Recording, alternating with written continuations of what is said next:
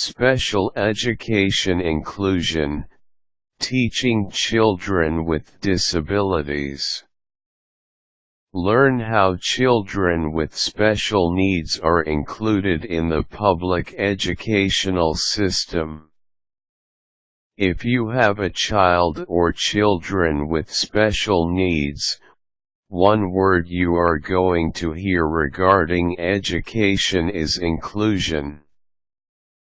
This article deals with inclusion specifically as it applies to the U.S. educational system, as mandated by the Individuals with Disabilities Education Act, IDEA, and Section 504 of the Rehabilitation Act of 1973. However, the concepts explained here are not unique to U.S. schools, as inclusion is an education concept that is growing in practice around the world. So what is inclusion and how does it affect your child's education? The subject is surrounded by misunderstanding and controversy, and it is important for both educators and parents to understand the concept.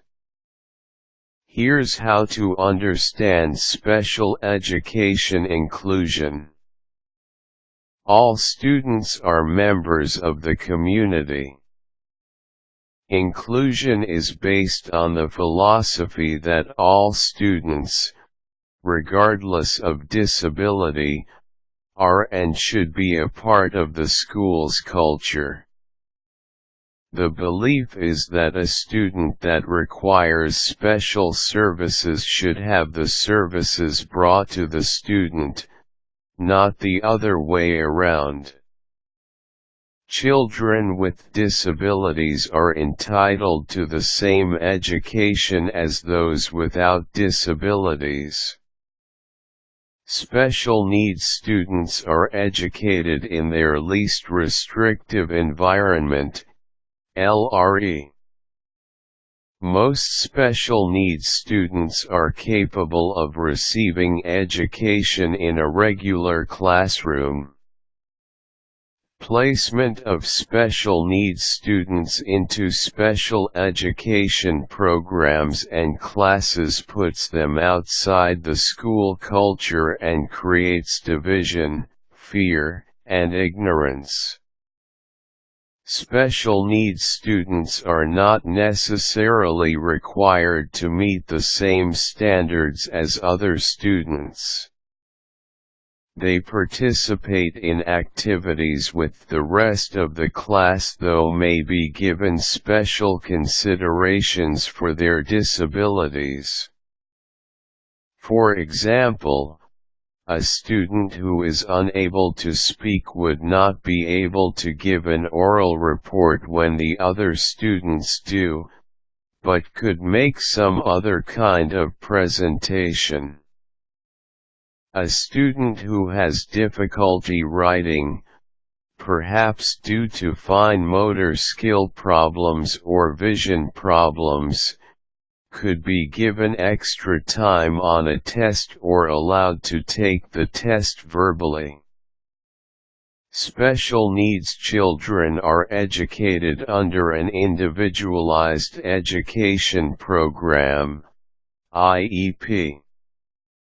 This program is a group effort by the parents, teachers, and other staff, as well as the student if at all possible.